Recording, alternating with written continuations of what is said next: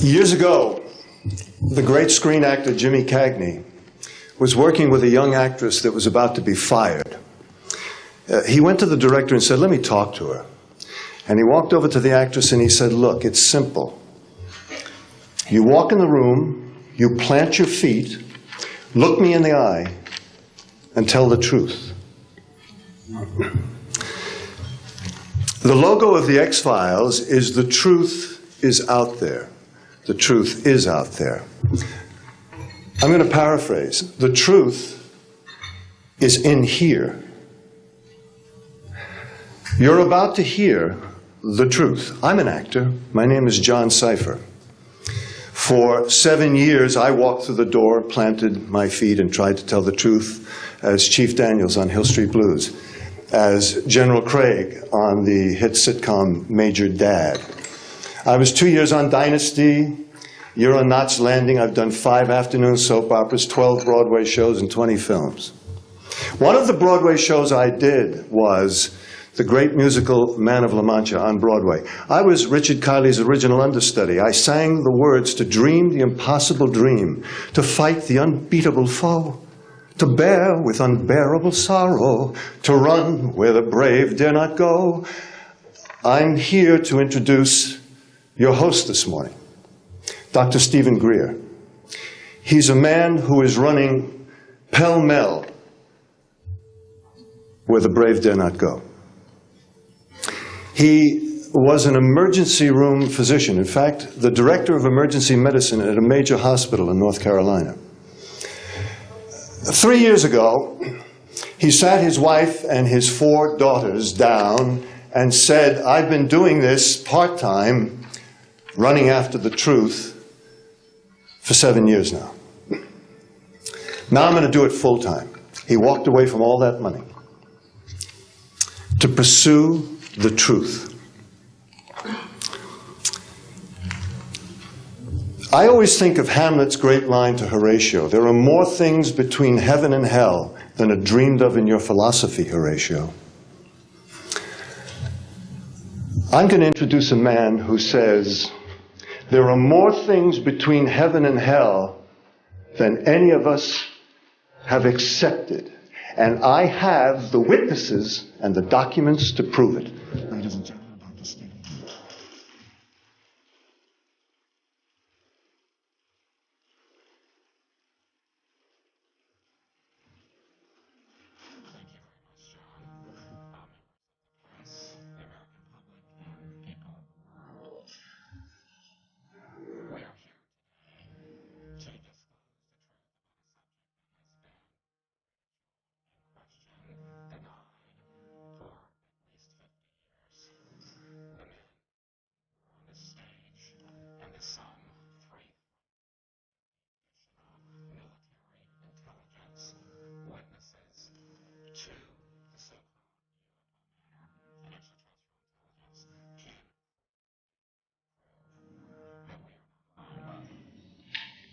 I would like to thank Sarah McClendon, who is with us today, the famed White House correspondent, for her sponsorship of this meeting. Thank you very much, Sarah.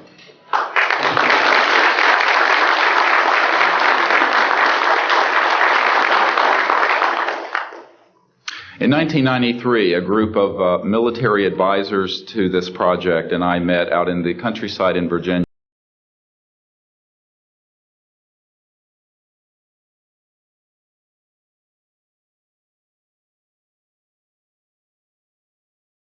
The subject, which is called UFOs.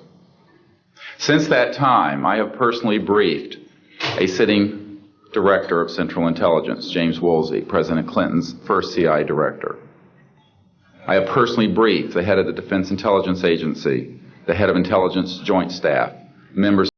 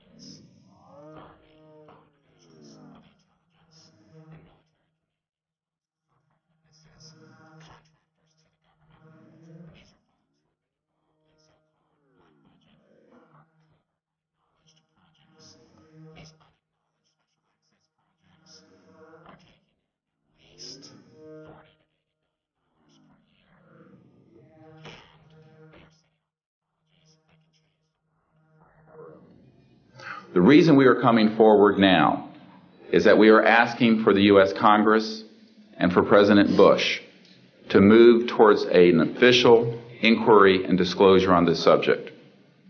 It has the most profound implications for the human future, for the U.S. national security, and for world peace. Specifically, technologies connected to UFO and extraterrestrial vehicles, if declassified and used for peaceful energy generation and propulsion, would solve the looming energy crisis definitively, would end global warming, would correct the environmental challenges that the Earth is facing. Also critical that we begin to debate as a society the propriety of placing weapons in space. If indeed, as we can prove, it is true that we are not alone and that space is territory which we are sharing with other civilizations, it could be a very imprudent, destabilizing thing to place weapons in space. This is not being debated because it is off the national and international radar screens. It needs to be placed on it, and we are here today to do it. We can establish through this testimony that these objects of extraterrestrial origin have been tracked on radar going thousands of miles per hour, stopping and making right-hand turns. That they use anti-gravity propulsion systems, which we have already figured out how they work in classified projects in the United States, Great Britain, and elsewhere. That these objects have landed on terra firma, at times have been disabled, and have been retrieved specifically by teams within the United States, that extraterrestrial life forms have been retrieved, and their vehicles have been taken and studied thoroughly for at least 50 years. We can prove through the testimony and documents that we will be presenting that this subject has been hidden from members of Congress and at least 2 administrations that we are aware of, presidential administrations, and that the Constitution of the United States has been subverted by the growing power of these classified projects, and that this is a danger to the national security. There is no evidence, I wish to emphasize, that these life forms from elsewhere are hostile towards us. But there is a great deal of evidence that they are concerned with our hostility. There are times when they have neutralized or rendered inert the launch capabilities of intercontinental ballistic missiles. Witnesses here today will describe those events to you. They have shown clearly that they do not want us to weaponize space, and yet we are proceeding down that dangerous path.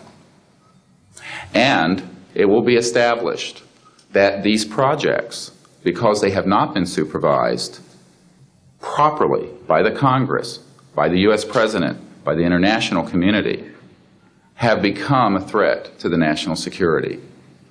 And for this reason, we feel we must disclose the facts. This is the beginning of the campaign for disclosure. And in a memo that I wrote to President Bush last week, I've stated that this campaign will persist until our goals are met, and they are as follows. That we have open, honest hearings on the subject in the U.S. Congress.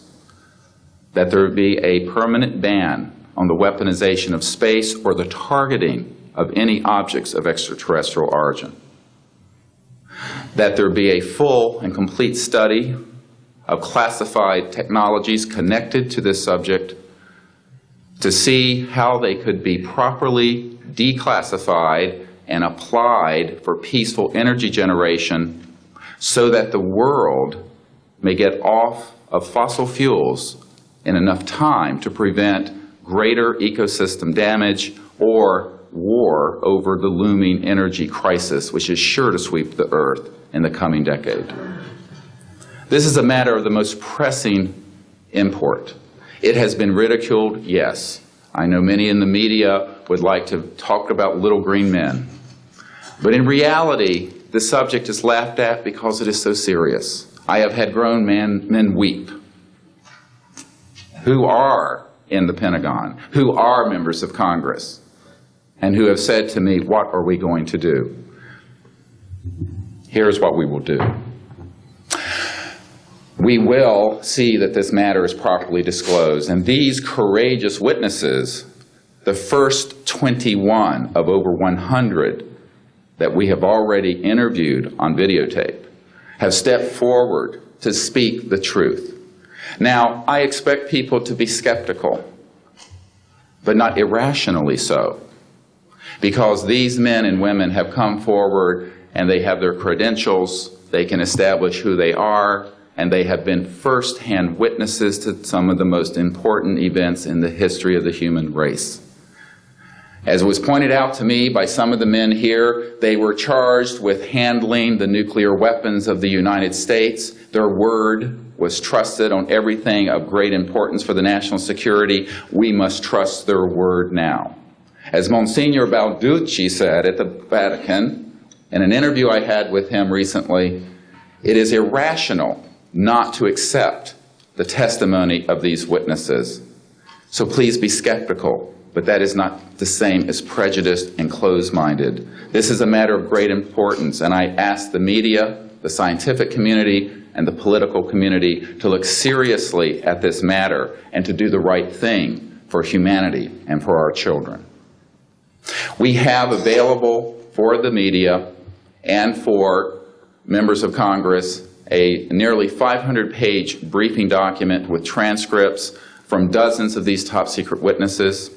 We have a 4-hour videotape summary. It's not a commercial product, I'll warn you, from this project of the 120 hours that we have in interviews so far.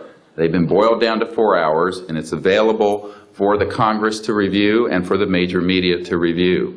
We can establish that this subject is real and has tremendous significance for the human future.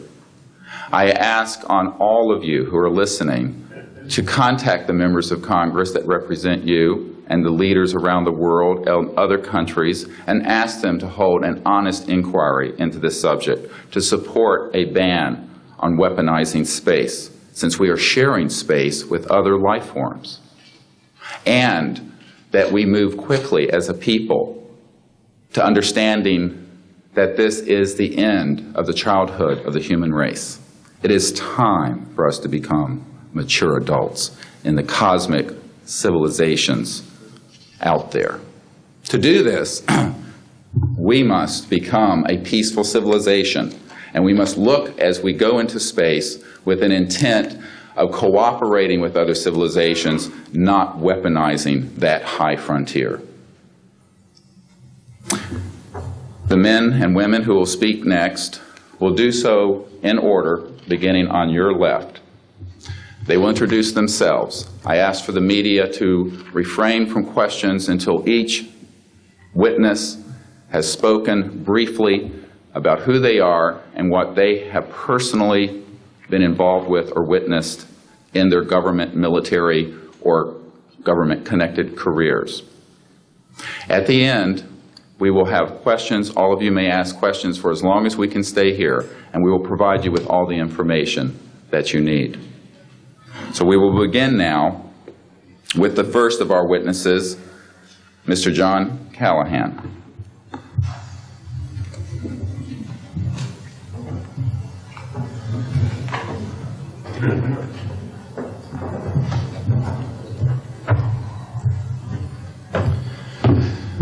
My name is John Callahan. I'm a retired FAA employee. I was the division manager for the Accidents Evaluation and Investigation Division in D.C. About 2 years before I retired, I received a call from Alaska region where the region wanted to know what to tell the media.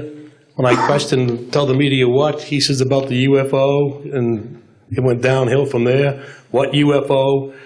It turned out I told him what any government employee would do at that time was to tell him it's under investigation. And then I had him send all that data to the FAA's tech center in Atlantic City. The next day, my immediate boss, service director, Javi Safir, and I went to Atlantic City. I had just purchased a new video camera, and I videoed the event.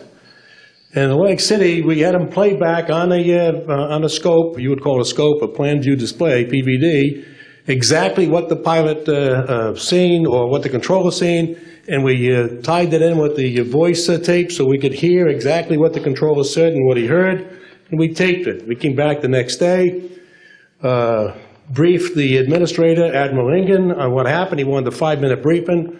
After we started the briefing, he wanted to know if he could see the video. We put the video on. He watched the video, the whole video. The next day, he set up a meeting for me to give a dog and pony show to President Reagan's scientific staff and whoever they brought over, and to hand off all that data to them.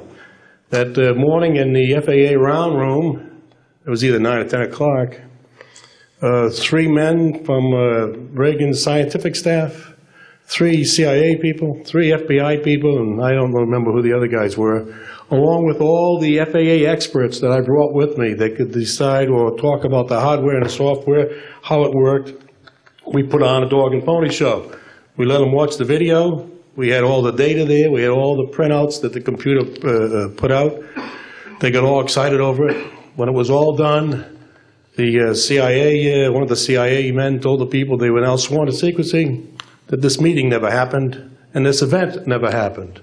When I asked them why, I thought it was probably just a stealth bomber at the time.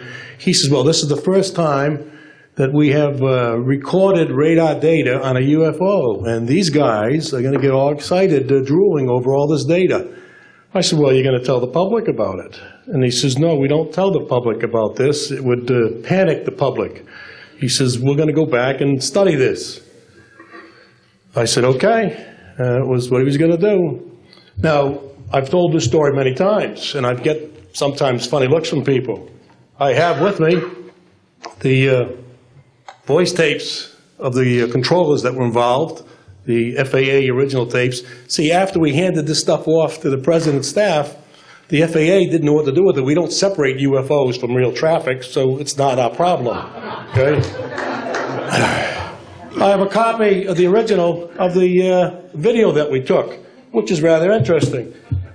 And once the thing was all over, the reports started coming into my office, but because it wasn't an FAA air traffic problem, the FAA's report ended up on a table in my office. And it stayed there until I retired, when one of the staffers packed up all my gear and helped it move to my house.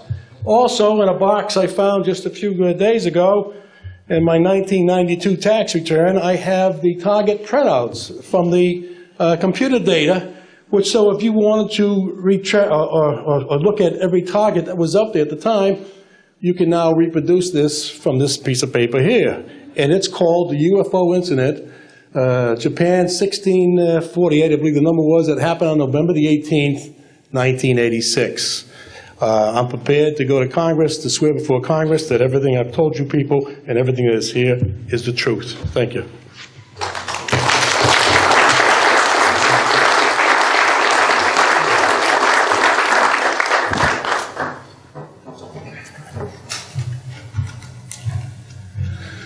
Good morning. I hope you'll pardon me. I'm a little bit nervous. My name is Charles L. Brown. I'm a Lieutenant Colonel, U.S. Air Force, retired, subsequently 7 years with the Foreign Service. I like the name Charlie Brown. A gentleman by the name of Charles Schultz, of great talent, sort of elevated the name, if you will. During World War II, I was a young farm boy from West Virginia. I got the patriotic bug, joined the United States Army, ended up flying bombers in Europe, and ended the war transport in the Pacific. Finished college in the late summer of '49, recalled to active duty in the newly formed United States Air Force. I was assigned to an organization called Office of Special Investigations. The Air Force, as most of you know, was formed in 1947. OSI, as a central investigative agency for the Air Force, was formed, I think, in 1948. So everything was relatively new. Needless to say, starting in '47, UFOs were rather new. The Air Force Intelligence, or Air Technical Intelligence Center was at Wright-Patterson Air Force Base, and I had my office in a building adjacent to it. And our organization was the worldwide investigative agency for the Air Force for any unidentified flying objects. This lasted for about 2 years. The project name was known as Project Grudge. It was a predecessor to a project known as Blue Book, which Ed Ruppelt headed. During my experience with it, I would collect the data from, I didn't collect it, it was sent into my office. I analyzed it. As a pilot investigator, I was able to offer some bits of advice to the air technical intelligence people. Now, you might visualize a massive office, but as I recall, we had a first lieutenant, a secretary, and a technical sergeant. That was the essence of Project Blue Book when it started, or Project Grudge. Blue Book, and expanded somewhat. During the review as an analyst of these various documentary reports, if you will, or documents, I became clearly convinced that there was substance to what was being reported, in that we had ground visual, ground radar, airborne visual, and airborne radar confirmation of some of these sightings. The individuals who made the sightings were everything from airline pilots, military pilots, police officers, some of the people that your lives depend upon on a daily basis. These are very reputable and credible people. I hope that the testimony here from very credible people will convince you of that and will further Steve Greer's disclosure project, in that pressure needs to be brought to bring this to the attention not only of the Americans, but of people all over the planet.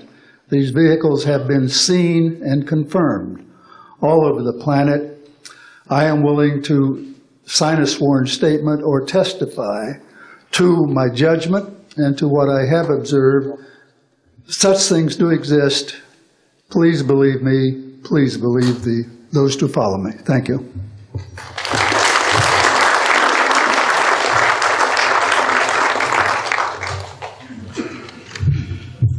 My name is Michael Smith. I was in the Air Force, a sergeant from 1967 to 1973. I was aircraft control and warning operator. While I was assigned to Klamath Falls, Oregon, in early 1970, I arrived at the radar site, and they were watching a UFO on a radar that was hovering at about 80,000 feet. It sat there for about 10 minutes and then slowly descended until it dropped off the radar. It was gone for about 5-10 minutes, and then instantly reappeared at 80,000 feet, stationary. The next sweep of the radar, it was 200 miles away, stationary. It hovered there for about 10 minutes and redid the whole cycle twice more. When I found out what you normally do when you see a UFO, I was told that you notify NORAD, you don't necessarily write anything down, you don't write anything down, and you keep it to yourself. It's a need-to-know basis only. And NORAD one night called me about later in the year to let me know as a heads up that there was a UFO coming up the California coastline. I asked them what I should do about this. They said, nothing, don't write it down, it's just a heads up. And then late 1972, while stationed at the 753rd Radar Squadron in Sault Ste. Marie, Michigan, I received a couple panicky calls from police officers who were chasing 3 UFOs from Mackinac Bridge up I-75. So I immediately checked the radar, confirmed that they were there, called NORAD, and they were concerned because they had 2 inbound B-52s going to Kinslow Air Force Base. So they diverted them because they didn't want any proximity of the 2. And that night I answered many calls from the police department, sheriff's department and stuff. And my standard response was that there was nothing on radar. And I will testify to this under oath to a congressional hearing.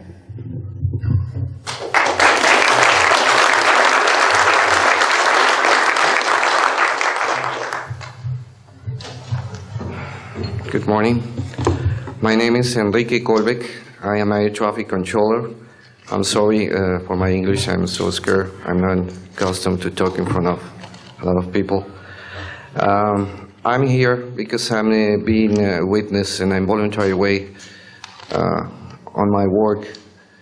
I work in Mexico City as radar controller and the International Airport of Mexico. And I'm going to give an example about this science that we have in Mexico for several years, and this issue happens a lot of times in my country, unfortunately. For example, March 4, 1992, we detected 15 objects west side of the Toluca airport, that is very close of our international airport at 50 miles, more or less. Then July 28 of 1994, we have almost a collision or something that we can name in that way with an international flight, domestic flight of Aeromexico 129, commanded by the pilot Raimundo Cervantes Ruano, that has a trash or something about in his main landing gear in the right leg. That's occurred tonight at 10:30, more or less. Then, in the next week, the same year, in the same moment, the Aeromexico Flight 904 has another almost collision that was reported for the pilot Corso, the Capitan Corso, at 11:30 in the morning, and we detect that object on a radar. Suddenly, just for a moment. Then, in the next week, we have a lot of sightings reported by the pilots that give us information about the weird traffic or something, bright lights, and different times, and we detect some of them in that week. But in September 15 of 1994, we have a detection about 5 hours, more or less, on a radar and a new equipment that we believe that that equipment was working in not a good way, because it's not human that you have detection by 5 hours of the same object and apparently without movement. Well, we concur with the technical persons of radar in our country that the radar system was working well, and was very exciting, and we surprised when at the next day we received information about a periodist named Jaime Maussan that is studied these cases in Mexico, about that a sighting from a lot of people in the Metepec city. There is another point located southeast of the Toluca airport, about a sighting of the big flying saucer, apparently 50 meters of diameter, then for a lot of people, and that led the trash or something in the ground. Well, next, November 24 of 1994, we have on service officially our new radar system, and after that moment we have information very exactly about of these sightings at the same time with the pilots and detections. That's why I'm here, because we consider in my country that this is very dangerous. We have a lot of more cases, but I don't want to use more time in this. But it's very important that the people on the world knows these events and consider that could be very dangerous for aeronautical situation, especially in my country. I don't know why in my country that's occur frequently, but the point is that happens, and we consider dangerous, and we have only, unfortunately, one trash, but we don't want to have another more. Thank you very much, and I'm sorry for my English.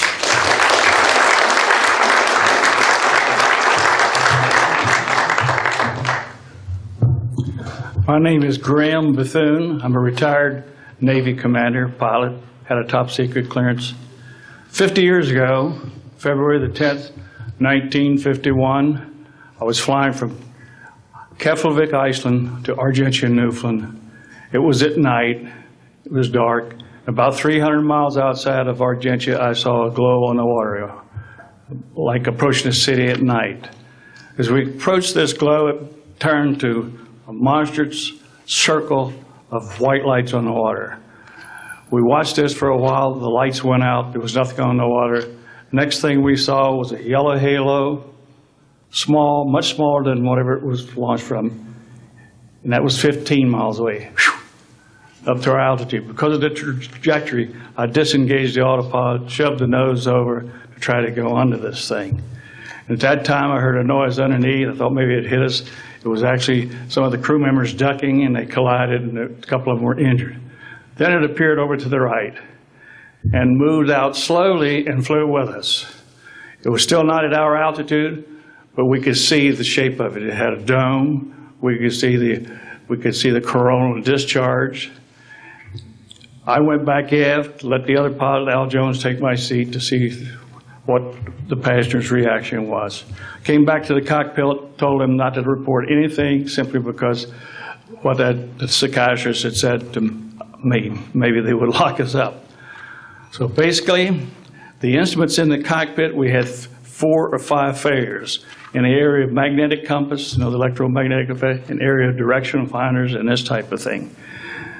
The craft was tracked by radar in excess of 1,800 miles an hour. It never did get to our altitude. We had 31 passengers, plus the psychiatrist and the crew members that all cited this at different areas.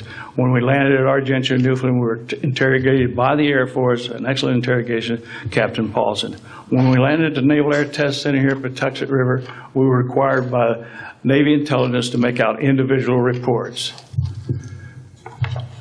Out of the National Archives, I have the 18-page official Navy and Air Force report. I've made up a report to straighten out all the truth. There's a stack of books out there this high that have written all of this up. So the truth is here. I will testify under oath before Congress that everything that I have said is true.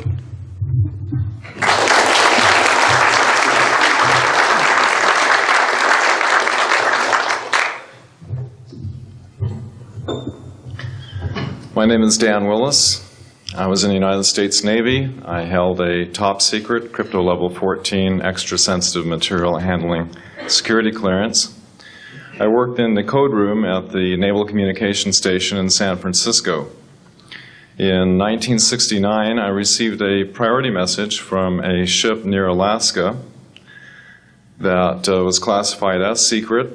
The ship reported merging out of the ocean near Port Bow, a brightly glowing reddish-orange elliptical object, approximately 70 feet in diameter, emerged out of the water, shot into space, traveling at about 7,000 miles per hour.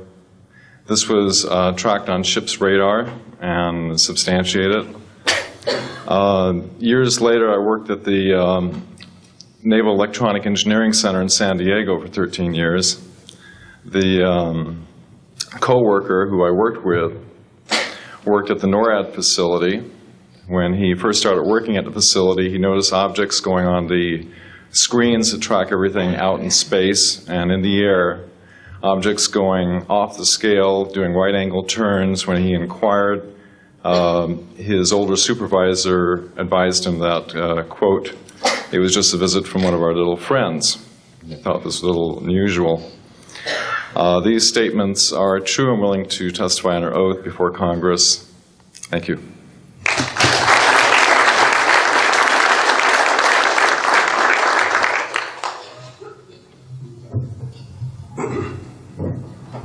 My name is Don Phillips.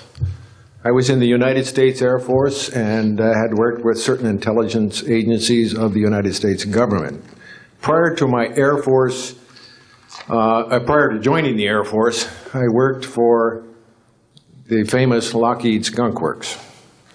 And I was working for them when I was attending college, and I worked for them in the capacity as a design engineer. It was one of my proudest moments of my life to work with a man by the name of Kelly Johnson. A lot of you might be familiar with that. It turns out that the models of aircraft that we were building, as you know, were all classified, were in the deep black, and that I came in on the end of the U-2 project. My main project was known later as the SR-71. The SR-71 had a predecessor. It had a special model built for the CIA, and that those models were one passenger, one pilot special aircraft in order to get from one place to another very, very quickly. Now, these SR-71s, as we know them, the Blackbird, are the type of aircraft that are still classified in a sense as far as the altitude that it flies at and also the speed records that it holds. I'm very proud to say that this aircraft played a big part in helping to end the Cold War. The aircraft, the predecessor aircraft, there's strong evidence to suggest that perhaps these aircraft had a different role once in the air. Each pilot, and I knew a few of them, each pilot had an assignment before they took off, okay? They learned about the assignment immediately prior to takeoff, and there's strong evidence to suggest that there was a dual role in that they were monitoring some type of traffic to and from planet Earth. This can be verified at a later point. I'll jump into my military experience. My first field assignment for the United States Air Force was at Las Vegas Air Force Station. And that was my first experience with Las Vegas, and I couldn't understand why people were being so excited about going to a place such as this, but I soon found out about a year later. Nellis Air Force Base is located there. Nellis is a major training center for different types of special aircraft and fighter aircraft, one of the premier training sites for pilots all around the world.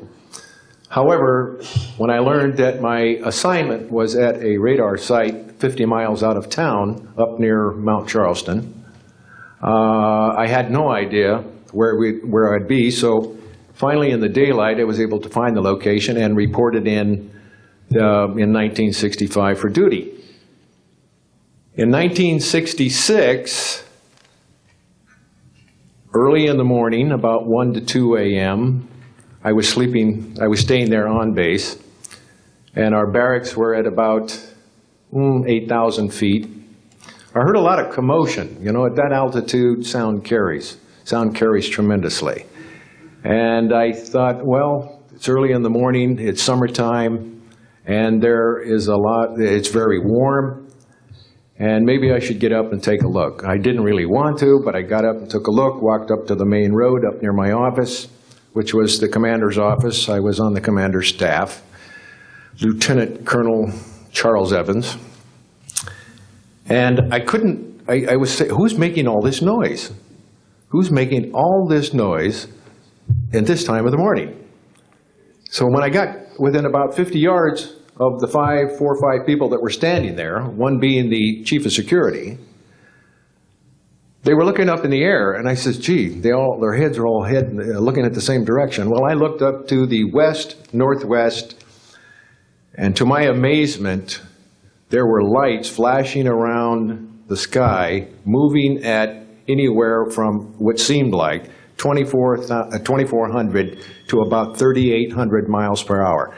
Now, the fact that we're taking an estimate from a distance, we figured, well, this is quite something. However, we continued to watch these darting lights go across the sky and stop, absolutely stop, come to a dead stop, and reverse in an acute angle their direction, and then proceed on in they were traveling so fast that you could almost see a pattern left by, if you are computer people, when you move a mouse real quick across the screen, you see a little bit of a tail. Well, that's exactly the way these 6 or 7 craft worked. After 5 minutes of watching these things, they all seemed to group up to the west-northwest, okay? They started to come in on a circle. But what I would like to point out is that where they were putting on their display in the north-northwest sky, just directly east of that is what is known as Area 51. Area 51 is a AEC name, okay? Atomic Energy Commission. That was the old name for Atomic Energy Commission. We knew it as the Groom Lake Flight Test Facility in the Air Force. And it was where we tested our aircraft after we got the prototype made from the Skunk Works. So here are these, let's get back to the circle in the sky. What they did was coalesce and started rotating in a circle, and then they disappeared. Well, I thought, gee, this is something that we have to keep quiet, and that was verified by the Chief of Security. But we waited there and talked it over for a little bit, and it seemed like, I think it was an hour. Then came the radar people from the scopes, which were at 10,000 plus feet, came down for their dinner at 2 o'clock in the morning. And the first person off the bus was a good friend of mine, Anthony Kesar. He said, he was white as a sheet, and he says, did you see that? Yeah, we all said, yeah, it was a nice display. What a show. He says, we documented them on radar. And he says, we didn't give them clearance. We just, the standing order was let them fly through the radar beam. He says, we documented 6 to 7 UFOs. Now, we don't know who was guiding those, but they were certainly intelligent. And we don't know where they landed because they coalesced and disappeared. So I will say at this point, to keep it short, that I will testify under oath as to what I say is true, and I will do so before Congress. Thank you.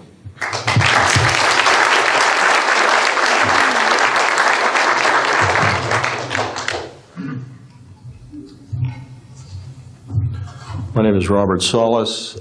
Contrary to what it says on the card, I was not a lieutenant colonel in the Air Force. I was in the Air Force active duty after I graduated from the Air Force Academy in 1964 until 1971 and separated as a captain.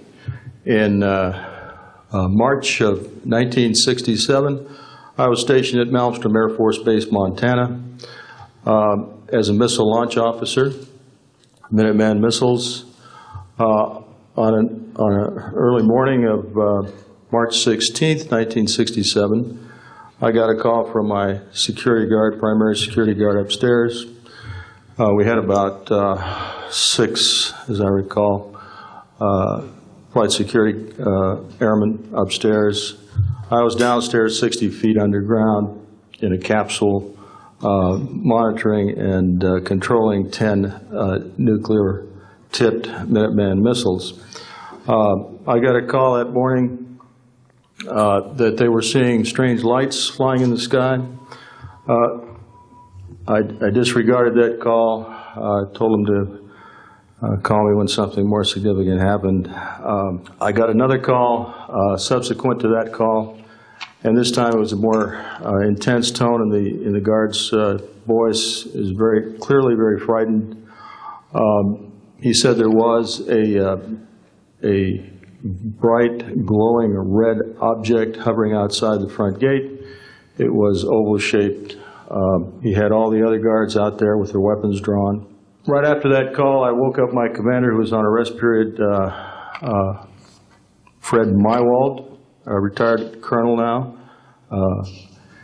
and told him about the phone calls. As I was telling him about the phone calls, my weapons started going down, one after the other.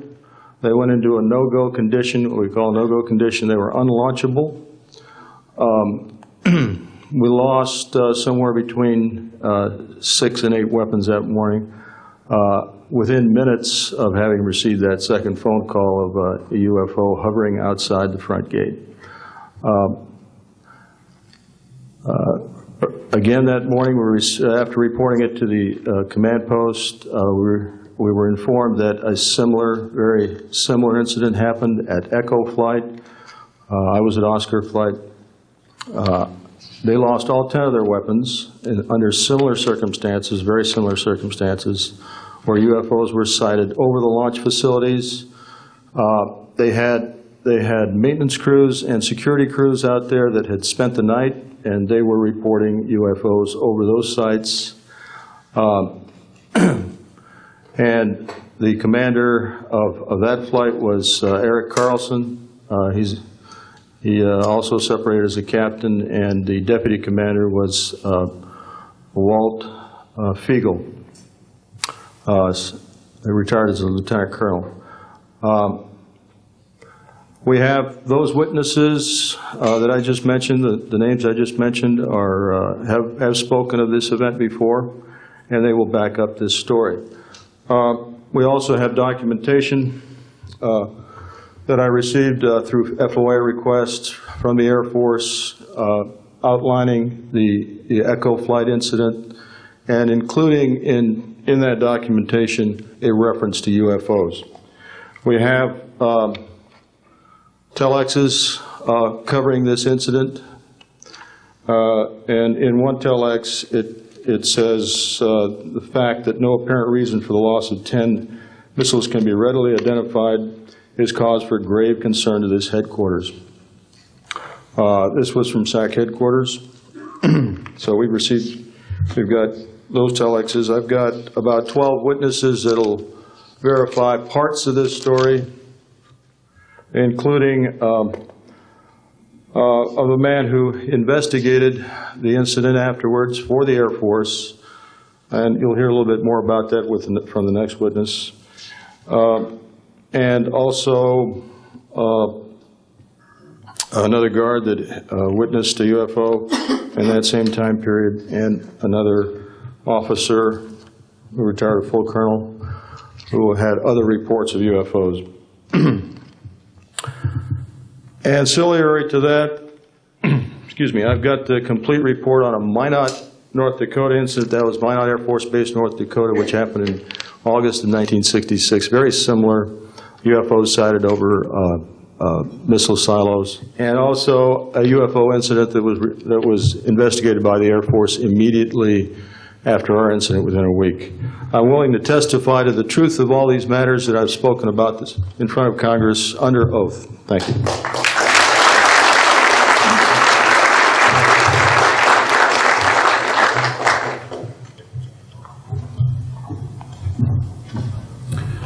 Good morning. My name is Dwayne Arneson.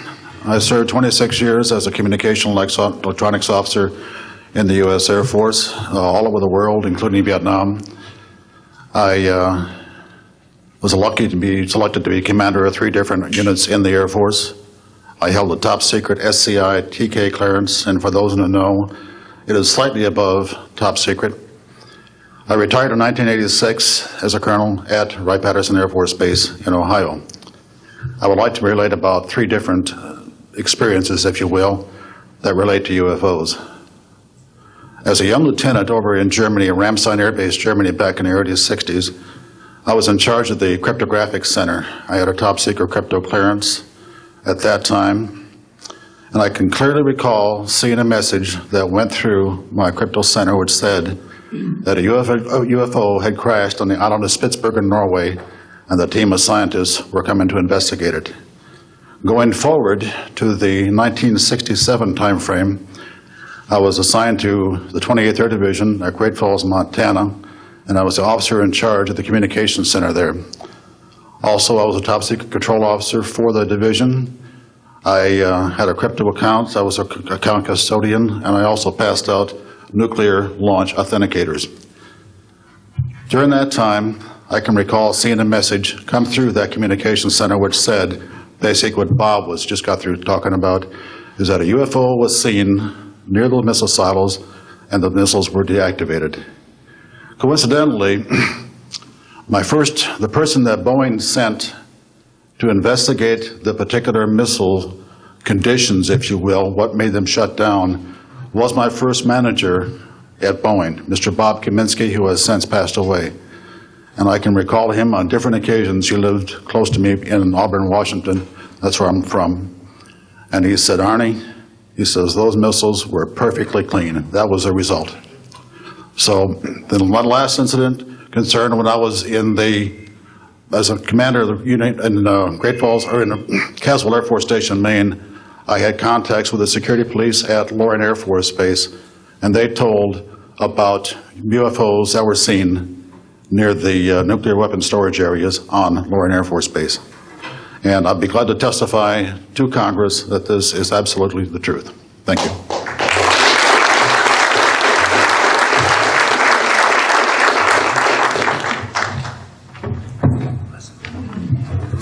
Good morning. My name is Harlan Bentley. During 1957 and 1959, I was a PFC in the United States Army, stationed north of Washington, D.C. on a Nike Ajax missile base close to Olney, Maryland. In May, this month of 1958, about 6 a.m., I heard a noise outside that sounded like a pulsating transformer. I sat up in my bunk. I looked out the window. I saw a craft heading for the ground and crashed. Pieces broke off of that craft, immediately took off again. So there's a lot more to that story, but I've got to speed this up. Now, the next night, I was on radar duty. I get a call from the Gaithersburg missile base. He says, hey, I got 12 to 15 UFOs outside, 50 to 100 feet above me. So I asked him, I said, what does it sound like? He took his head mic off, held it out the van window, and said, here. And the same sound I heard the previous morning, except a lot more of them. So my radar was on standby, so I immediately turned it on and got the blip just outside of the ground clutter. I marked it on my radar screen. And then for a few minutes later, all of a sudden they took off. As they took off, the sweep came around, hit the blip. The second, and when it came around, it hit it again. That blip was 2/3 away off my radar scope. In order to get that far at a constant velocity was 17,000 miles an hour. That was my first incident. 10 years later, by this time I received a Bachelor of Science degree in electrical engineering, and I was working in California. Now, I'm sorry that all I can say is I was somewhere in California working on a classified project that had nothing to do with my experience that I had there. As I was working, and it was like 2 or 3 in the morning, California time, I heard a Houston astronaut communication link, comlink. I didn't pay much attention to it until I heard the word bogey. Of course, my ears picked up immediately. An unidentified flying object of some sort, whether it's a craft, meteorite, or whatever, was on a collision course with that module going to loop around the moon. So basically, I listened for some time, and then I stopped and went back to work. And then I heard, there they go. In the astronaut world, some of you may not know this, there's a term called green turtle. And it used to be, I don't know if it is today or not, but it used to be is you're not allowed to use profanity over the net. And the first person that does that, whoever hears it first and says green turtle, that astronaut's got to buy that man and his entire family a dinner at the most expensive place at Cape Canaveral. Well, to end this real quick, one of them said, damn, they went off, the UFOs took off. He says, damn, that was fast. And somebody yelled, green turtle. And then he said another word, a synonym to crap. And then somebody else yelled, green turtle. And you could see him grit his teeth, because now he had to buy 2 expensive meals. And my particular experience, I will testify before Congress if necessary, and explain exactly what happened. Thank you.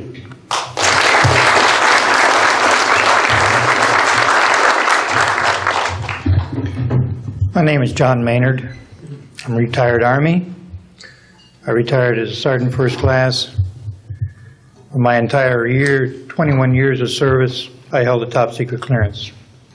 Compartmentalized at times to as high as TK, Omni, Crypto, and others. I had access to very, very sensitive documents. My testimony is basically two-pronged. One, I retired from DIA in 1980. When as an administrator, you take over an office, you take over everything and you sign for everything. And I signed for well over 2,000 documents. In order to sign and inventory those things, you have to read them. Not word for word, but basically I went through every document to make sure that it was complete. It was there as they told me. I turned my charge over to the next person.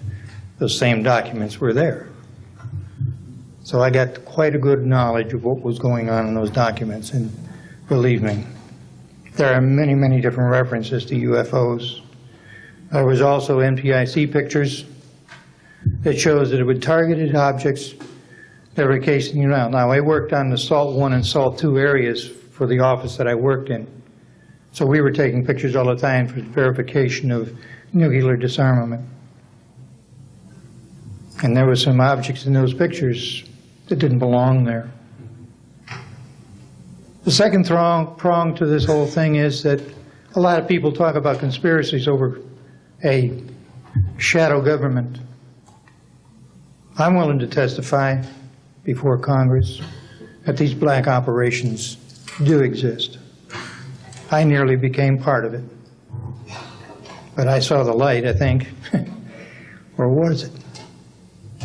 And I got out. And that's it.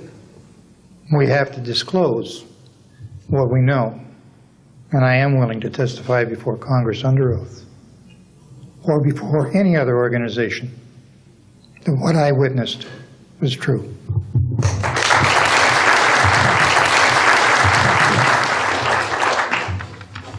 Good morning.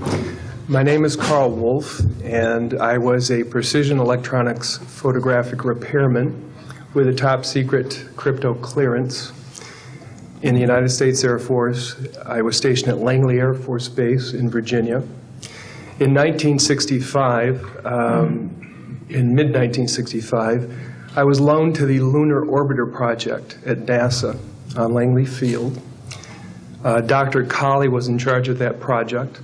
They had problems with a piece of electronic equipment that was bottlenecking their production of photographs. I went to the facility, and when I walked into the facility, there were scientists from all over the world. I was stunned, actually, to see people at a NASA project from all over the world. It didn't make any sense to me initially. I was taken into the laboratory where the equipment was malfunctioning. I couldn't repair it in the dark. I asked to have it removed. Airman second class was in the dark room at that time. I was also an airman second class. I was interested in how the whole process functioned, how the data got from the lunar orbiter to the laboratory. I asked the young man if he'd describe the process to me. He did. About 30 minutes into the process, he said to me, in a very distressed way, by the way, we've discovered a base on the backside of the moon. And then he proceeded to put photographs down in front of me, and clearly in these photographs were structures, mushroom-shaped buildings, spherical buildings, and towers. And at that point, I was very concerned because I knew we were working on compartmentalized security. He had breached security, and I was actually frightened at that moment. And I did not question him any further. And a few moments later, someone did come into the room. I worked there for 3 more days, and I remember going home and naively thinking, I can't wait to hear about this on the evening news. And here it is, more than 30 years later, and I hope we hear about it tonight. And I will testify under oath before Congress that what I'm saying is the truth.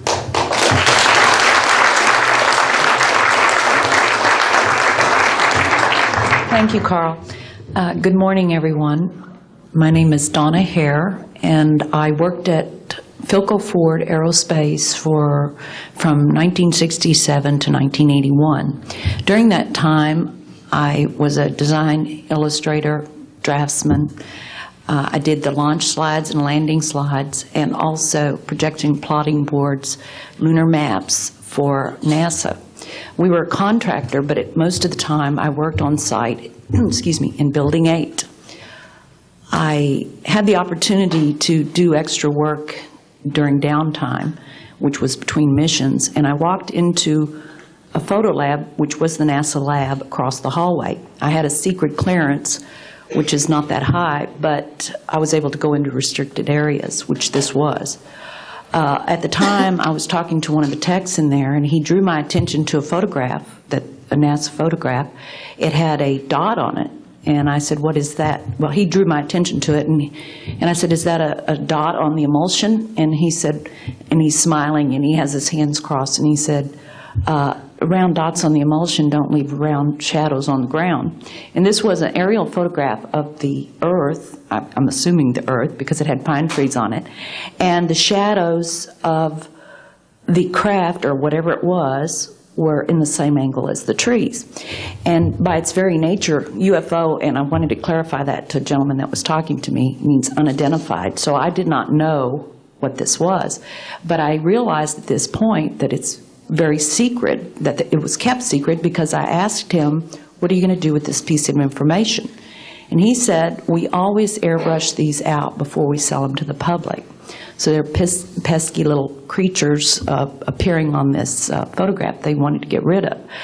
After that, I decided I would ask questions to other people that worked there. And I found that I had to ask them away from the site and not on site. A guard told me that he was asked to burn some photographs and not to look at them. And there was another guard guarding him, who was in green fatigues, watching him burn the photographs. And he said he was too tempted. He looked at one, and it was a picture of a UFO, and he was very descriptive. I can go into that later with anyone. He immediately was hit in the head, and he had a big gash in his forehead. He was knocked out, and he's terrified, so he would have to be protected. Another incident, I knew someone in quarantine with the Apollo astronauts. He told me that the Apollo astronauts saw craft on the moon when we landed, and that is what he told me. And he also was afraid. He said that the astronauts are told to keep this quiet. They're not allowed to talk about it. So I do want to let you know that I worked out there for a number of years, and I ran into this. So it's not something everyone knows that works out there for a long time. My boss didn't know about it. Some people that sat right next to me didn't know about it. It's very strange, because I don't know how they can do it, but they can let some people know about it and then others not. I'm willing to testify before Congress that what I'm saying is true, and thank you very much. Thank you.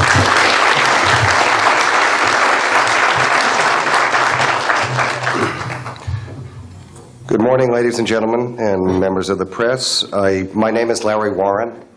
20 years ago, in 1980, I was a security specialist assigned to RAF Bentwaters, Woodbridge, NATO Air Force facilities in Suffolk, East Anglia. I had a secret security clearance.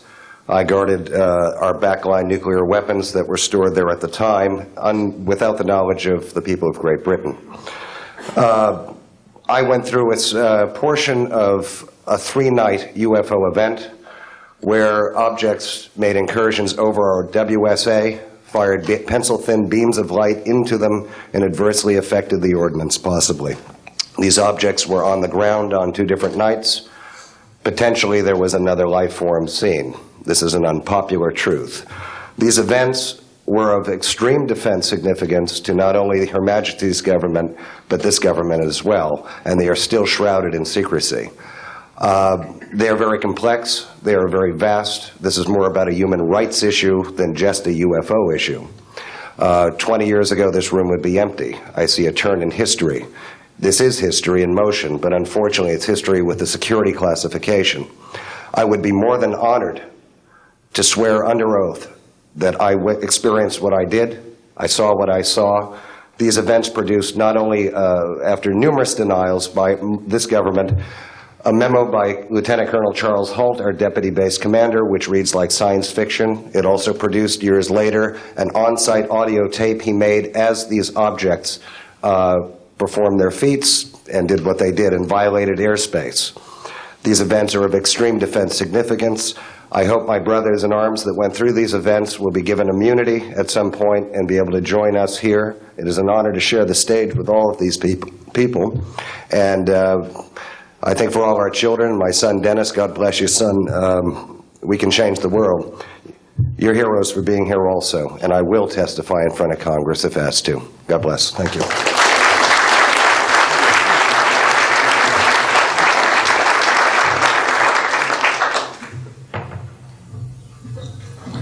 Hi, my name is George Filer III. The reason I'm here is because George Filer V is in the hangar and will be born on Friday. And I'm a retired intelligence officer and flyer with almost 5,000 hours, and I didn't believe in UFOs until London Control called us in the winter of 1962 and asked us, would we chase one? And we said, sure. So we let down from 30,000 feet to 1,000 feet where the UFO was hovering, and we went into a steep dive and actually exceeded the red line of the aircraft. So it's kind of dangerous chasing UFOs.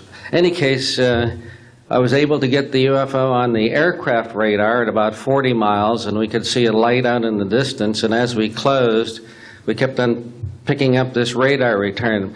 The point I'm mentioning that the radar return was very distinct and solid, indicating it was some kind of a metallic object. We got about a mile from the UFO, and it kind of lit up in the sky and went off into space, very similar to what the shuttle looks like when it takes off. Later on, I was working in intelligence. In Vietnam, I briefed General Brown about UFOs. When I was in 21st Air Force, in McGuire Air Force Base, I briefed General Glau about a UFO over Tehran, Iran in 1976. The two F-4s from the Iranian Air Force had taken off and tried to intercept the UFO, and when they turned on their fire control systems, they immediately went out. All the electrical systems went out. The planes had to return to base. This was particularly significant because it was also picked up on satellites.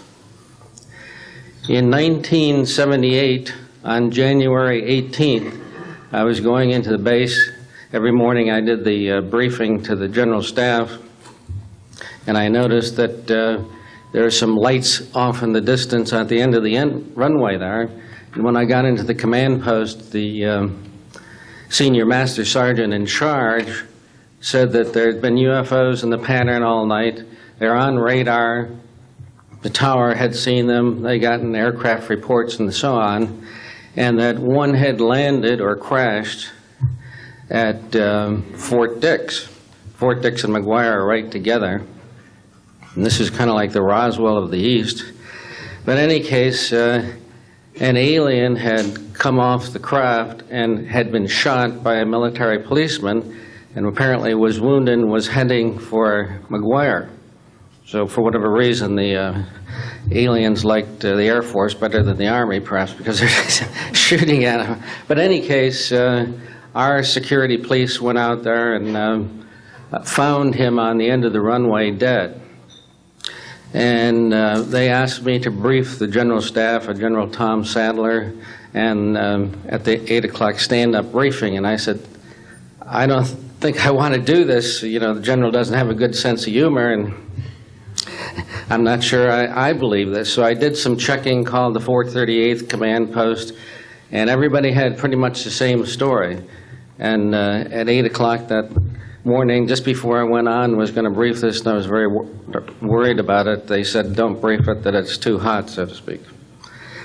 That's pretty much my story, and I'm prepared to tell the story in front of Congress, and it is the truth. Now, because of this, I've stayed interested in UFOs, and I'm the Eastern Director of the Mutual UFO Network. And between the National Reporting Center and Peter Davenport and the MUFON, we get 100 reports a week on average of people from all over the United States that see these things regularly. And if you start checking, they're out there and they're low, and people are seeing them all the time. And these are highly qualified people, all of whom essentially give us the reports by email. Thank you.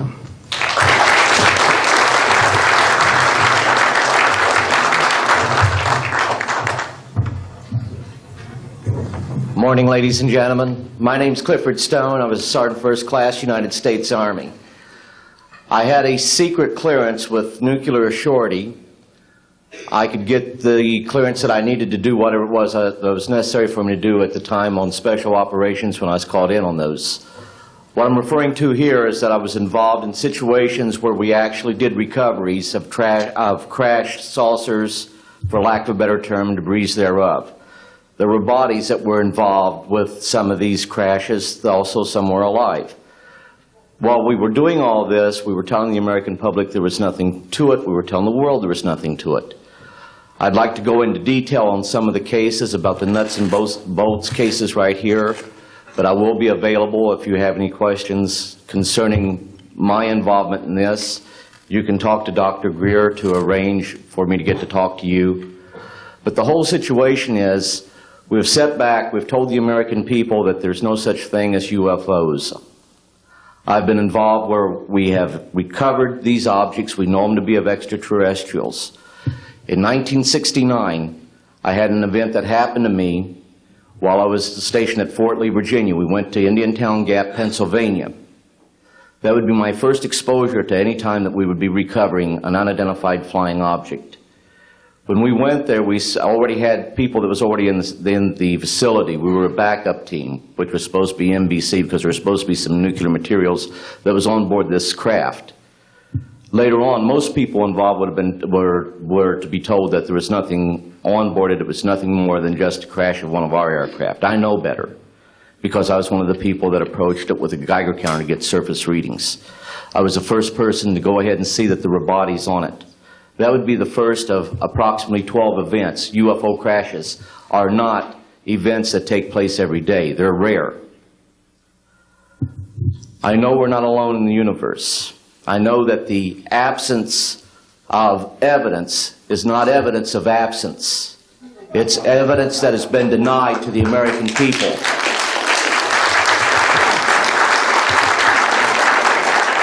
I stand before you today in my almighty God, and I tell you this.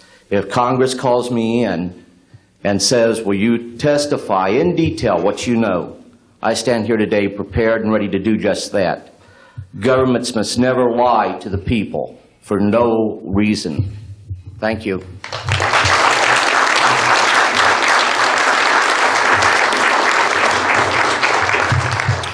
Good morning. My name is Mark McCandlish, and for the last 21 years, I have worked as a conceptual artist for a variety of defense contractors. I've been involved in conceptual artwork of the production thereof for Rockwell on the X-30 program, and also on the high-step program, that's spelled HYSTP, means Hypersonic Testbed Program. During the course of my career, I've twice had a secret security clearance. In 1967, while my father was stationed at Westover Air Force Base, the headquarters for 8th Air Force Strategic Air Command, I witnessed and watched through a telescope a UFO which hovered over a nuclear weapons storage facility for approximately 10 minutes and then departed with an acceleration approaching a bullet leaving a rifle barrel. In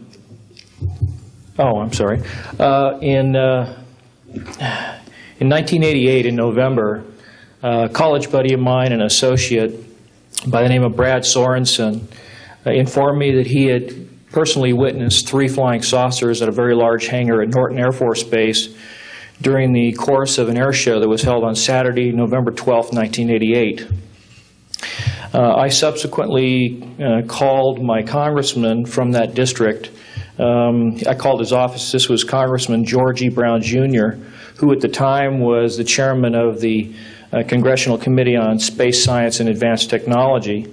I naturally assumed that since this presentation that Brad talked about was for top military brass and certain congressional individuals, that his office must have coordinated this with the local Air Force Office of Public Affairs. A male staff member in Congressman Brown's office not only confirmed the exhibit, but the fact that there were 3 discs at that exhibit. These discs were hovering off the floor without any visible means of support. They were referred to as alien reproduction vehicles, also nicknamed the flux liner because they used high voltage electricity. Let's see. To keep things short, this is a diagram that I made based on a sketch that Brad Sorensen did for me in rough form shortly after he had his sighting, and subsequently cleaned that drawing up and made it much more accurate. And that's the drawing that Dr. Greer is holding there now. Later on, I obtained photographs that were taken in 1967 by a military pilot, Harvey Williams, flying a C-47 for the Air Force at 12,000 feet, approximately 25 miles southwest of Provo, Utah. This particular vehicle matches the so-called ARV in all proportions and respects in terms of the detail of the shape of the craft. And this was photographed, as I say, in June or July of June of 1967. I later spoke to a gentleman by the name of Kent Sellen that I met at an air show at Edwards Air Force Base in 1992, the first unveiling publicly of the B-2 bomber. He indicated to me that in 1973, when he was a crew chief working on experimental aircraft at Edwards Air Force Base, that he had unintentionally wandered into an area where there was a classified aircraft, namely the ARV. He described it in detail, and he added other details to the account concerning the configuration and the operation of the vehicle that Brad Sorensen was not aware of. Subsequently, Brad Sorensen met with the famous aeronautical designer Burt Rutan, gave him a copy of this blueprint which you've just been shown. Mr. Rutan felt that it was a joke and put it on his wall as kind of a joke. And a third party confirmed for me later that a Colonel Ray Walsh from Edwards Air Force Base was visiting Mr. Rutan, saw this blueprint on the wall and registered quite a degree of shock and anger, wanted to know where the hell he got this blueprint, because there was in fact such a craft at that time, approximately 1994-95, in a hangar at Edwards Air Force Base, North Base Complex at that time.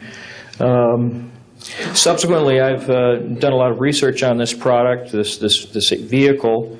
I've come across a number of declassified documents that show that the Air Force, as early as 1960, was wind tunnel testing flying saucer shapes up to Mach 20.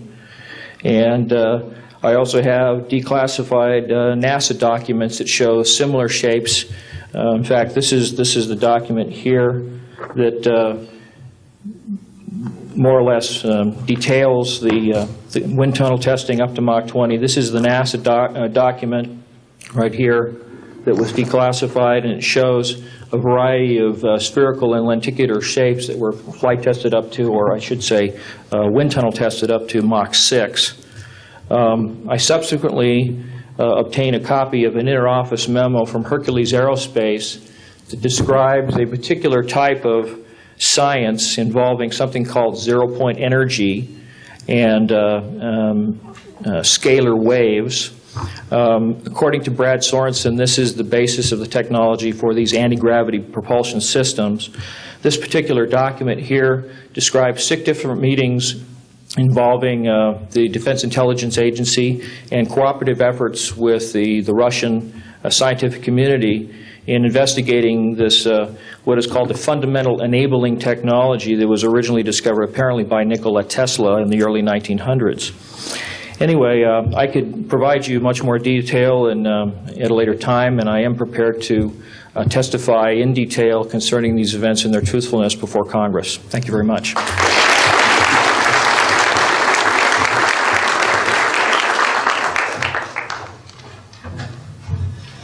Good morning.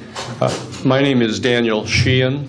I'm an attorney and serving as general counsel to the Disclosure Project. I'm a 1967 graduate of Harvard College in American Government Studies and Constitutional Law. and a graduate of Harvard Law School. And I served as general counsel and one of the co-counsel for the New York Times in the Pentagon Papers case, and was involved in briefing and arguing the case in front of the United States Supreme Court, giving permission to the New York Times to publish the classified documents, the 47 volumes of the Pentagon Papers. Subsequent to that time, I served as special counsel to the office of F. Lee Bailey as one of the trial counsels when we represented James McCord in the Watergate burglary, and got Mr. McCord to write the letter to Judge Sirica to reveal the Watergate burglars' relationship to the plumbers unit in the White House at that time.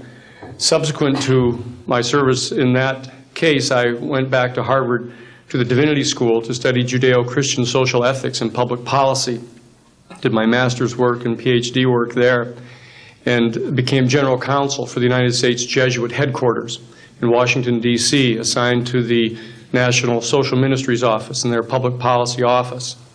It was there in 1977 that I was contacted by Ms. Marcia Smith, who was the director of the Science and Technology Division of the Congressional Research Service. She asked to meet with me, and I met with her, and she informed me that President Carter, upon taking office in January of 1977, held a meeting with then the Director of Central Intelligence, who was George Bush Sr., and demanded that the Director of Central Intelligence turn over to the President the classified information about unidentified flying objects and the information that was in the possession of the United States intelligence community concerning the existence of extraterrestrial intelligence.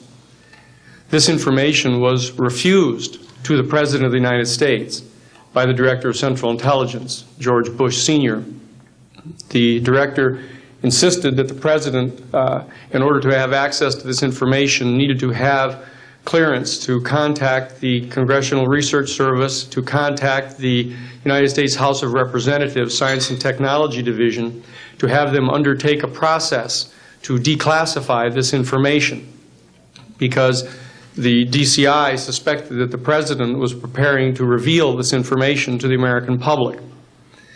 The Congressional Research Service Science and Technology Division, under the directorship of Marcia Smith, was contacted by the House Science and Technology Committee and instructed to undertake a major investigation of the existence of extraterrestrial intelligence and the relationship of the UFO phenomenon to this.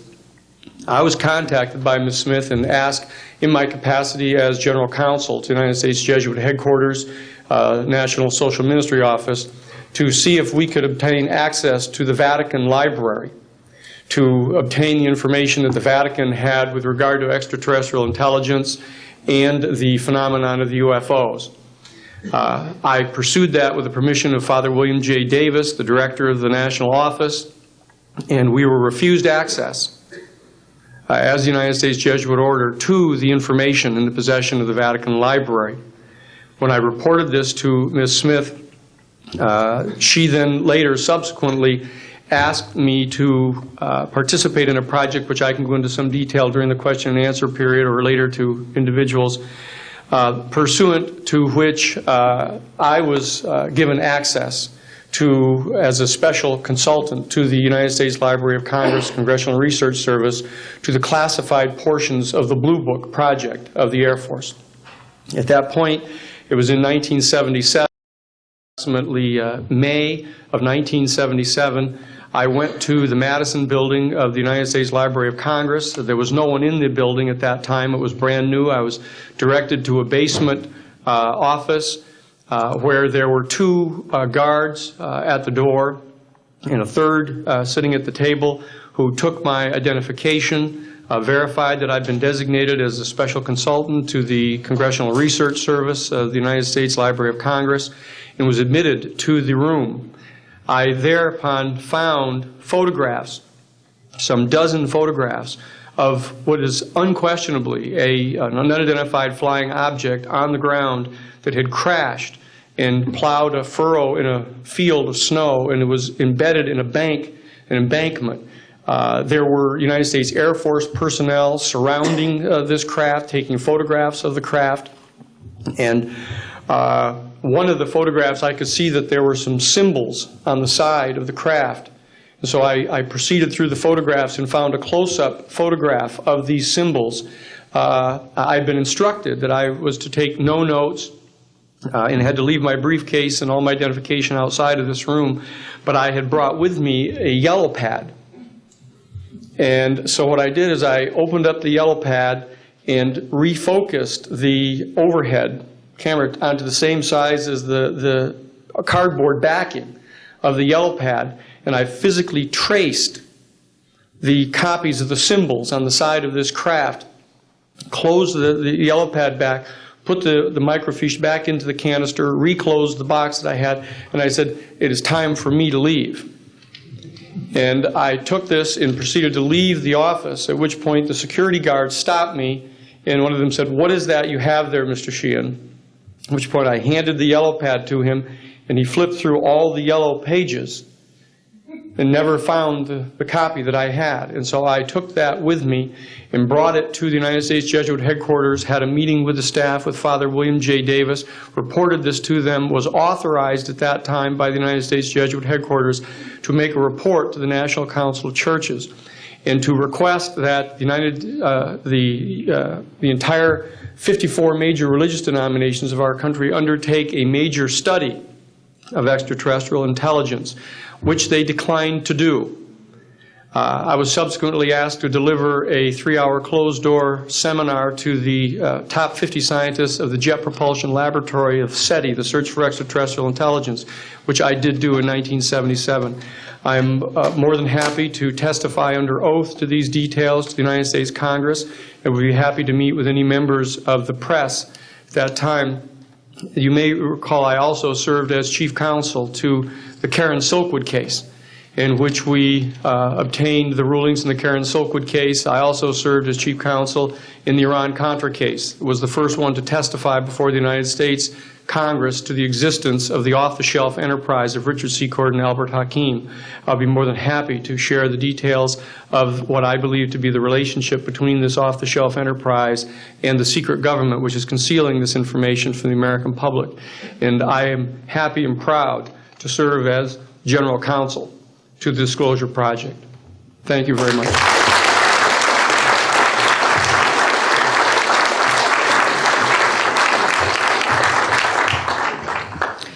Good morning. My name is Carol Rosen.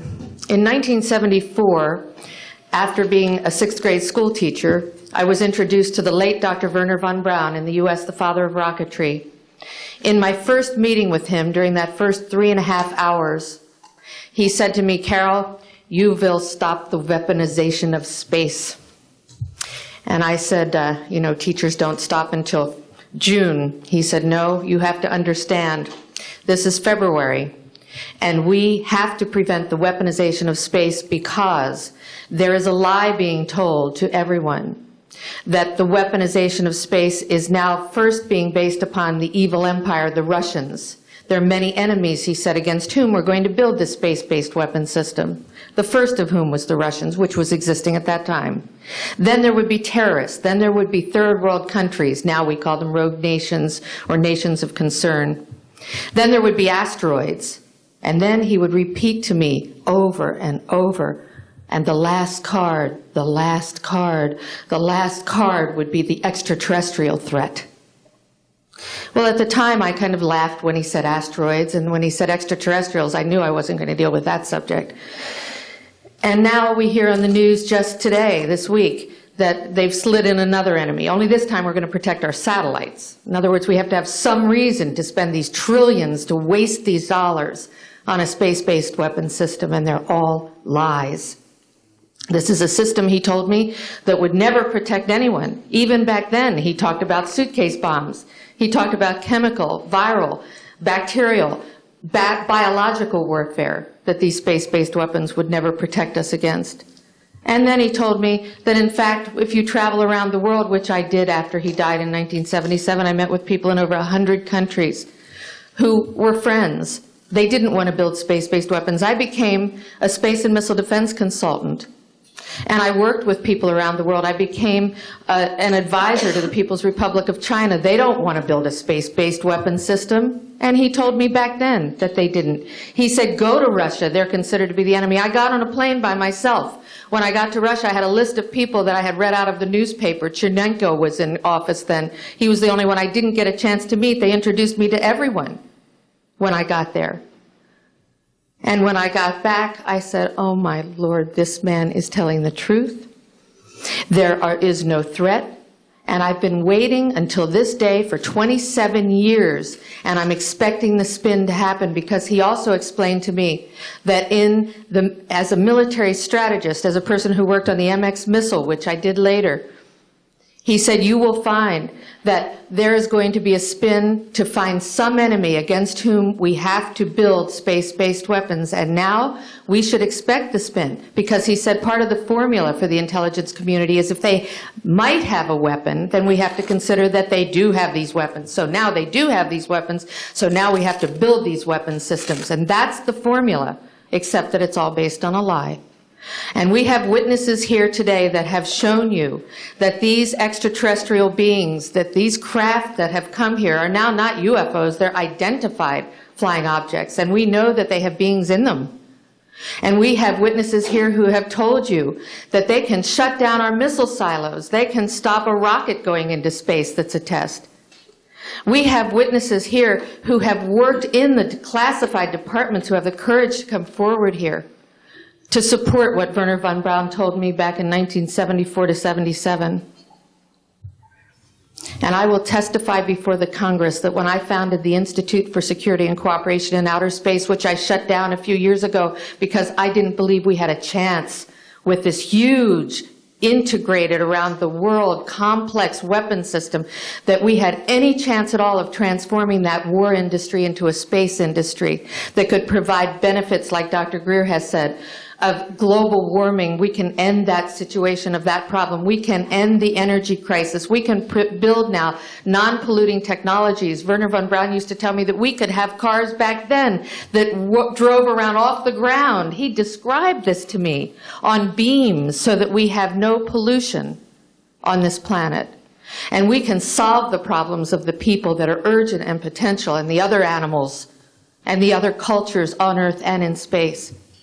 And we can end the arms race without dislocating the industry jobs, without disrupting the economy, by transforming, Wernher von Braun told me, the war industry into a global cooperative space industry that will provide, he said, finally, more jobs and profits on this planet than during any hot or cold wartime, more products and services that can be applied directly to solving the problems of this planet.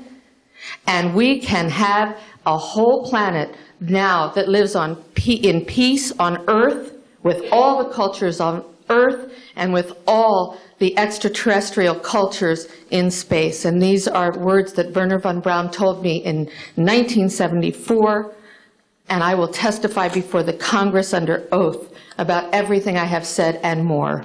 Thank you.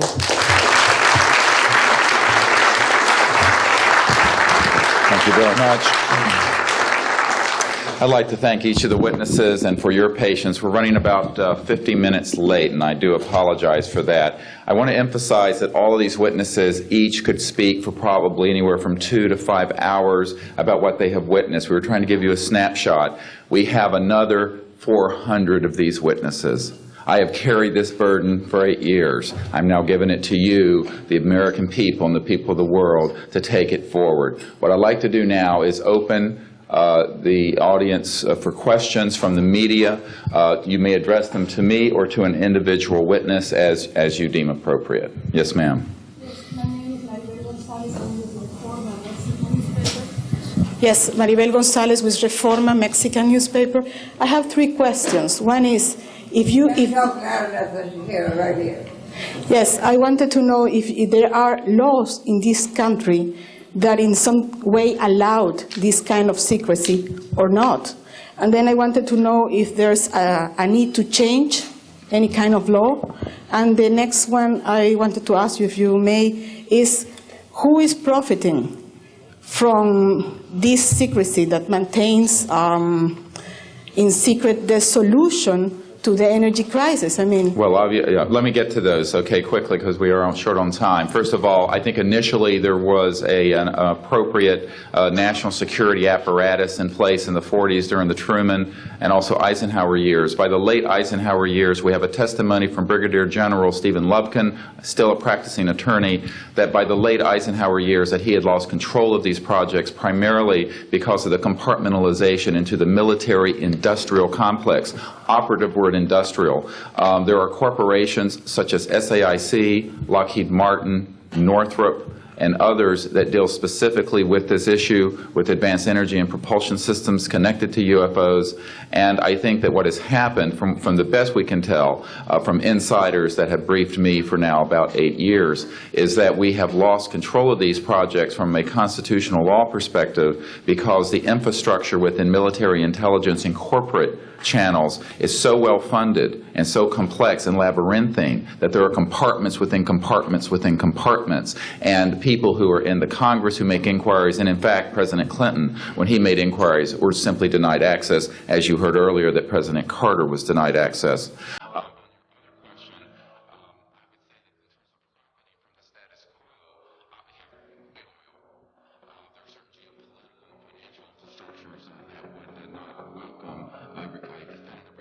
To the fossil fuels, I will tell you, and we can prove this with other scientists who are going forward, that we already have a complete replacement for any fossil fuels or ionizing nuclear power plants. We don't need them. We haven't needed them.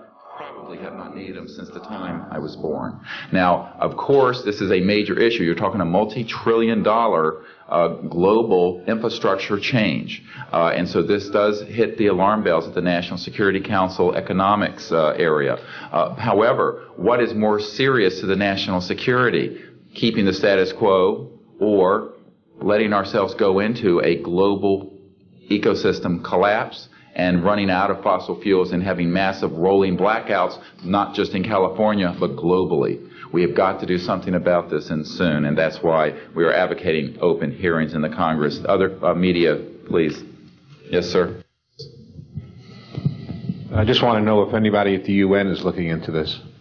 I personally met with Boutros Ghali's wife, Aliyah Ghali, who said that her husband was quite concerned about this. This was in the 1990s. Since then, we know that there have been other people at the UN who've made inquiries.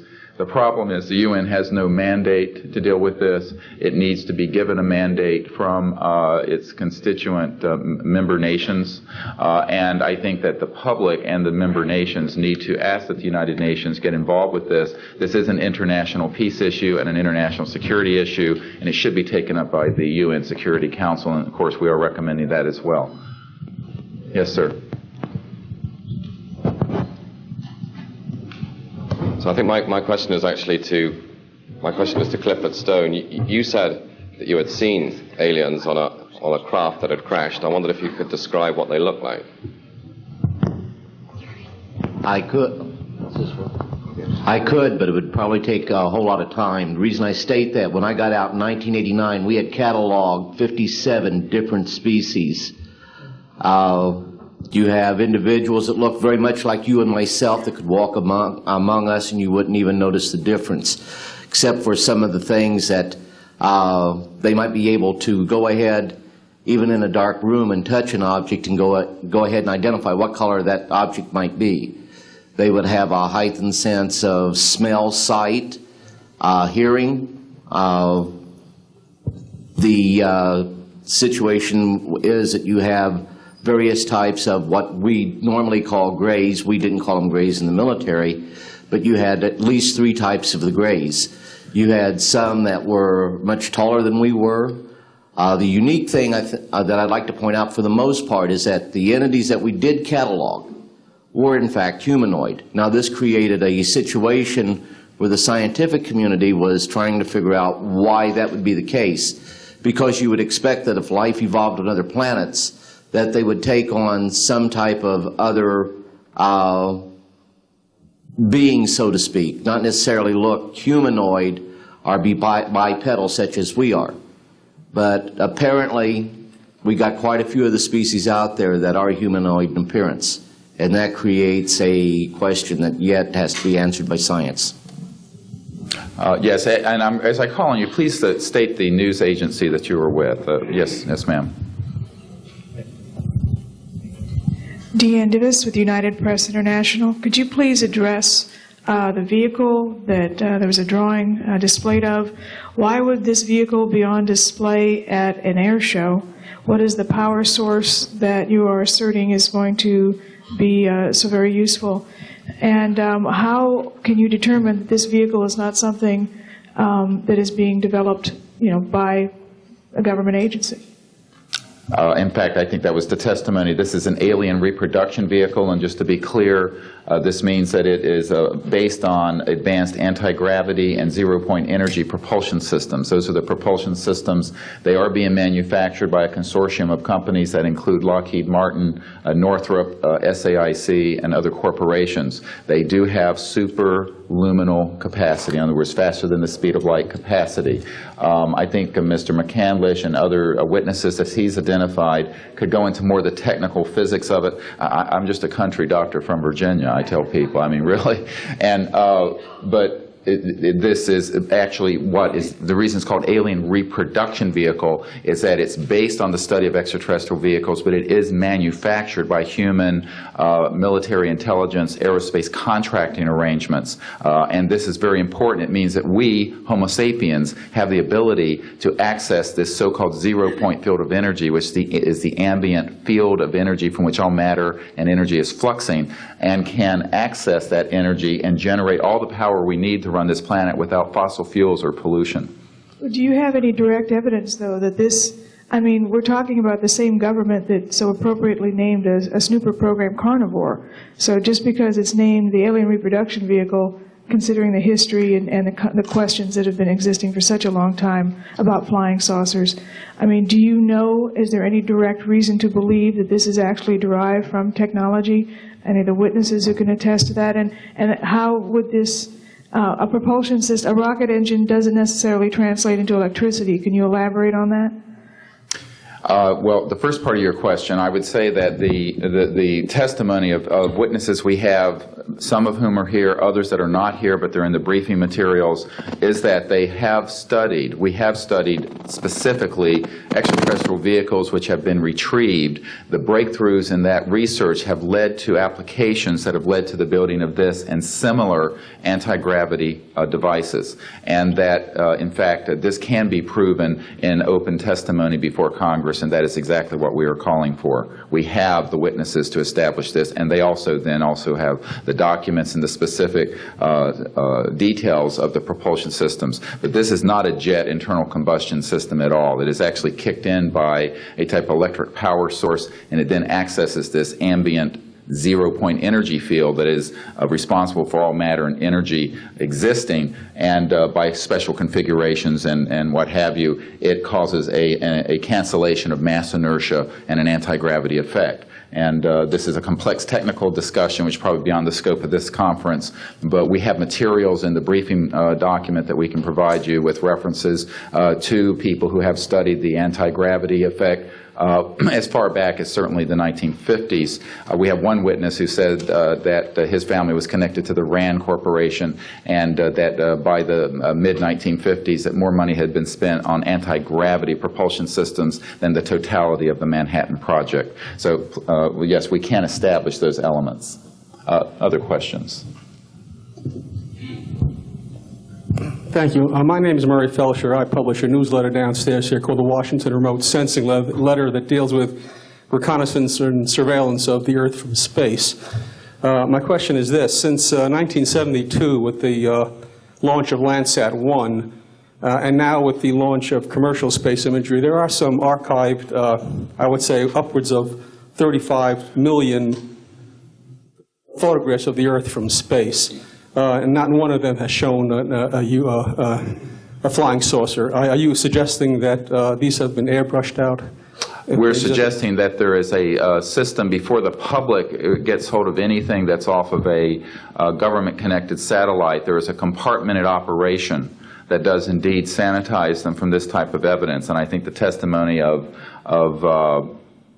The gentleman who was with the Defense Intelligence Agency, Mr. Maynard, Ms. Hare, and others would substantiate that. We have other witnesses who have been involved in projects where such items have been sanitized out. It could also be that if you did a thorough search, you might find a few that slipped through. We obviously haven't had the research dollars to go through all the millions of images that are cataloged to look for them, but we do know there's been a very thorough sanitizing of this. And people should not be naive about the extent to which covert programs using billions of our tax dollars have been able to effectively hide this. This is one of the sort of myths of both the media and the public. It's sort of a Pollyanna myth that we live in a society where such things could not be done. In fact, they are done, and we can prove that they have been done.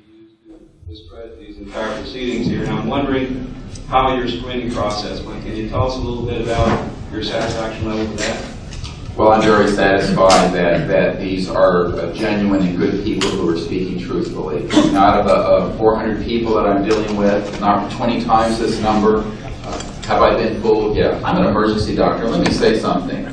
People come into the emergency department with flank pain, writhing on a stretcher. What have they got? A kidney stone, right? Yeah, well, some of them go into the bathroom, prick their finger, and squeeze blood into the water, the urine sample, to show that they have blood in their urine so they can get a narcotic injection. Now, have I been scammed as an emergency doctor who has I'm bright enough not to kind of know when I'm being scammed, but have I occasionally? Yeah. Is it possible?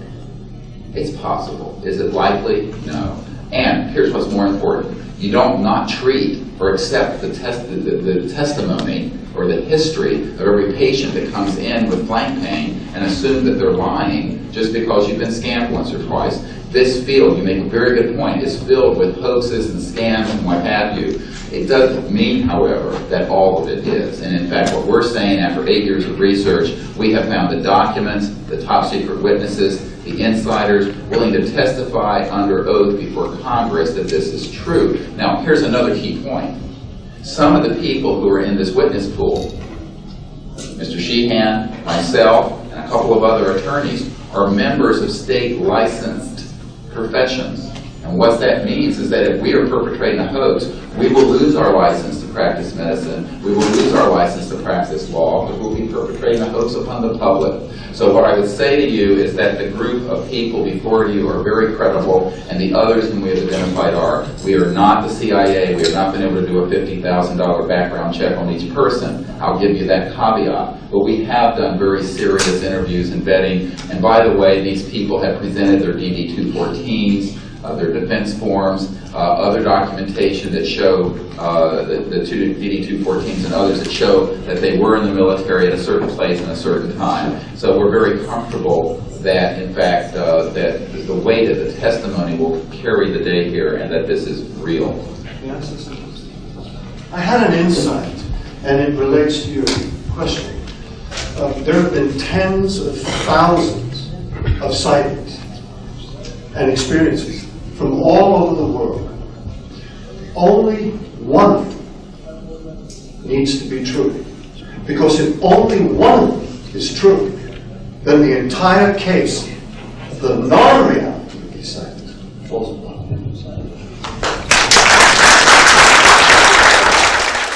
Such evidence out of the public domain, yes. A priori, all signed agreements and oaths that have flowed from such operations are null and void. What that means is, in legal theory, is that if it's an illegal enterprise, the agreements those that are entered into as a result of that illegal enterprise have no legal standing. So one of the things I would like to announce today is all of the men and women listening to this need to know they are free to speak. We are declaring all national security oaths on this subject null and void. They have flowed from illegal operations that have no standing constitutionally.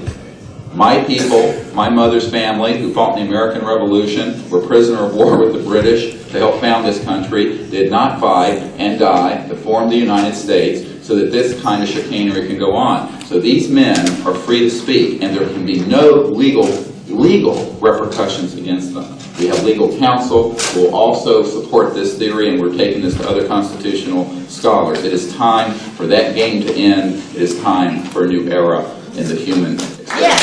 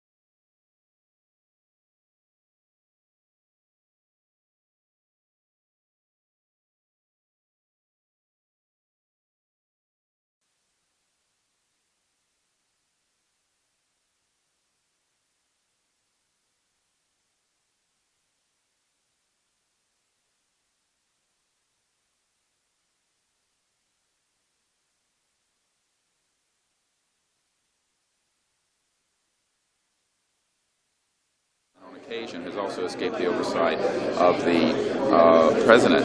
We know for a fact that this has happened. I personally briefed President Clinton's first CIA director on this. I was informed that they had no access to these projects, although they knew they existed. I was told the same thing by the senior investigator for the Senate Appropriations Committee, a man named Dick D'Amato, who in 1994 told me that there were somewhere between $40 and $80 billion a year going into these classified projects, and that he, with a subpoena on behalf of the Senate and a top-secret clearance, could not penetrate them. He told me these were the varsity team of all black projects, covert projects. So this is really serious stuff, and it brings into question how we've gone down the road that Eisenhower warned us about a little too far when he said, beware of the military-industrial complex, that it can escape the checks and balances of our democracy. And I think on this particular issue, it in fact has, and it's time for the Congress to represent the people in this regard and to reassert its oversight of these projects. One last question. When you talk about putting the checks and balances back into place, talk about the passion of these people, if you would. How confident are they? Well, they know what they saw. I mean, these are men ranging from Air Force and NRO officials to people who have been contract agents for the CIA to people who have been pilots in World War II and are heroes of our country, the greatest generation that Tom Brokaw talks about. And so what I have to say to you is that these people know what they saw. They're not going to be speaking about anything except what they've directly witnessed. And we're not talking lights in the sky and swamp gas. We're talking people who have actually retrieved extraterrestrial vehicles who are going to be here today. Very good. We'll take one picture of it. That's concrete and that's based on reality. But anyone who does further research in this field will find that they are not hostile. None of them are hostile. They have shown us that they can shut down missile silos and rockets. They have not destroyed us, and they've been here for tens of thousands of years. We know of 50 years worth, more or less, of secrets. We know of major things. And the fact what is, about this hybrid breeding program that keeps being referred to? well, again, we're not dealing with these kinds of things. We are dealing with credentialed, unimpeachable witnesses here who have worked in projects. We're not dealing with that. We're dealing with what we know. What we know is that these are not hostile entities. I don't know how to explain this to you except that people here, we're all still here. The world is still here. And they have shown us what their technology is capable of doing. And you can yet imagine, and you can hear from witnesses who've worked in fields of re-engineering, back engineering, what kinds of technologies can come out of this to literally save people from the suffering that's going on right now. I don't doubt the possibility of that. Yes, and that's what this disclosure is about. It isn't about these other kinds of stories that you have no proof of and nobody knows. And the fact is, we have proof here of what we're saying. Well, they have removed artifacts. Well, again, we're not going to deal with this kind of story, and a lot of that is manufactured also. That's for sure. So what we're dealing with here is concrete evidence, documents, people who have worked in the industry, in the military industrial complex, in the intelligence industry. I worked on the MX missile, and I was threatened if I went public with that whole story. So you can imagine.